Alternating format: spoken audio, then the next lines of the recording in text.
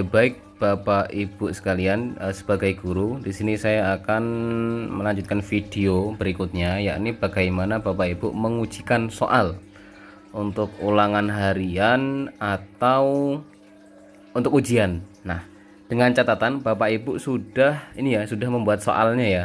Nah, di lain video nanti saya akan membuat tutorial bagaimana cara Bapak Ibu membuat soal ujian dengan cara yang cepat. Oke. Nah, ini saya akan mengajarkan bagaimana cara mengujikan. Nah, Bapak Ibu cukup klik titik 3 ini. Nah, kemudian tinggal pilih ulangan atau ujian. Dengan catatan Bapak Ibu sudah mengupload bank soalnya. Oke. Misal mau ujian. Oke. Nah, maka nanti akan terlempar ke fitur tryout di mana Bapak Ibu tadi sudah mengupload soal. Nah, atau di sini ada soal-soal yang Bapak Ibu sudah pernah diambil dari Explore. Nah, katakanlah sini sebagai contoh ya. Sebagai contoh saya akan mengujikan suhu dan kalor. Klik ujikan. Nah, maka nanti Bapak Ibu, coba Bapak perhatikan di sini ujian itu sudah otomatis tercentang. Nanti semisal Bapak Ibu pilihnya ulangan, maka di sini otomatis terpilih ulangan. Nah, tinggal Bapak Ibu tulis judulnya. Misal karena ini ujian, katakanlah PTS IPA kelas 7.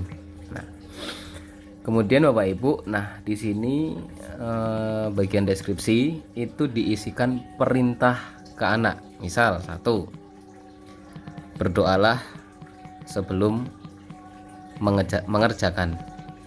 2, jawablah dengan jujur dan benar, dan seterusnya. Silahkan Bapak Ibu bisa tuliskan. Nah, kemudian karena ini ujian, Bapak Ibu bisa pilih ke angkatan. Nah, kelas 7 ini artinya paralel, kelas paralel. Kelas 8 ini kelas paralel, kelas 9 ini kelas paralel. Artinya kelas 7 semua kelas 7, kelas 8 semua kelas 8. Nah,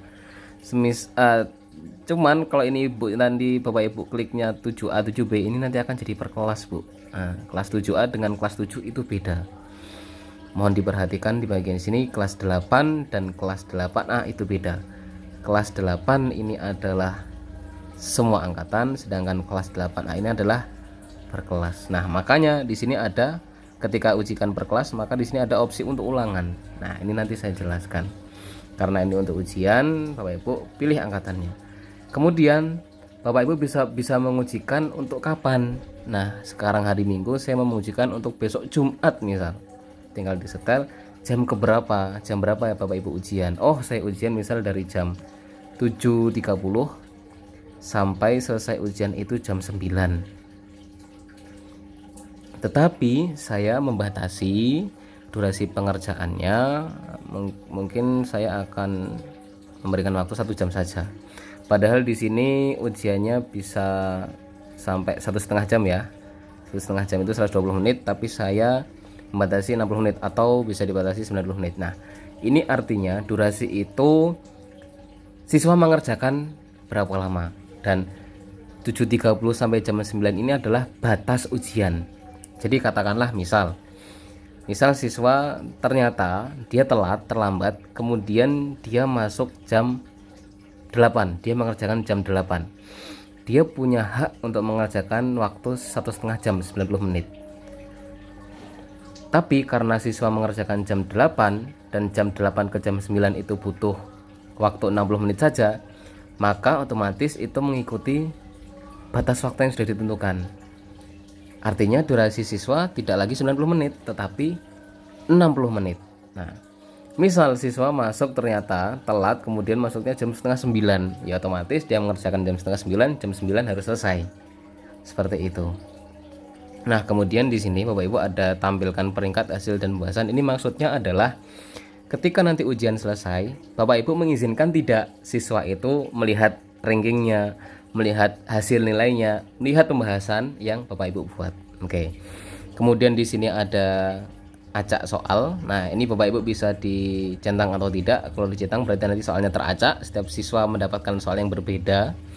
Kemudian di sini ada soal isian, itu nanti jika dicentang maka Bapak Ibu diminta untuk mengupload PDF soal esai. Nah, nanti bagaimana cara membuatnya itu ada di video yang lain. Oke. Kemudian di bagian keamanan Bapak Ibu. Nah, yang pertama itu ada satu perangkat dan PIN. Nah, saya jelaskan satu-satu dulu. Satu perangkat ini artinya di siswa itu hanya bisa hanya bisa ujian menggunakan perangkat itu saja, tidak bisa menggunakan perangkat lain. Misal siswanya udah ujian pakai Samsung A32, kemudian dia mau mengerjakan lagi pakai Samsung A52, nggak bisa karena sudah terkunci satu perangkat. Kemudian ada PIN. Nah, ini gunanya untuk token. Jadi ketika nanti siswa mengerjakan ujian kemudian dia menggunakan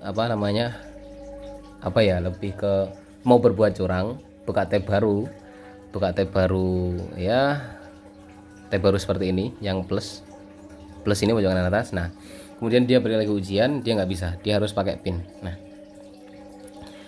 defaultnya biasanya itu pengaturannya cuma ada satu perangkat dan PIN. Nah, hanya dapat dibuka menggunakan aplikasi ini settingan tertentu dari pihak G-School-nya, dan ini fungsinya adalah nanti anak menggunakan aplikasi khusus ujian dari G-School, yang mana aplikasi itu bisa mengunci layar anak ketika ujian. Jadi anaknya nggak bisa keluar, nggak bisa cek notif, nggak bisa buka apapun kecuali fokus menggunakan untuk ujian saja. Nah, setelah semua tersetting, Bapak Ibu tinggal klik ujikan. Nah, selesai. Seperti itu. Terima kasih.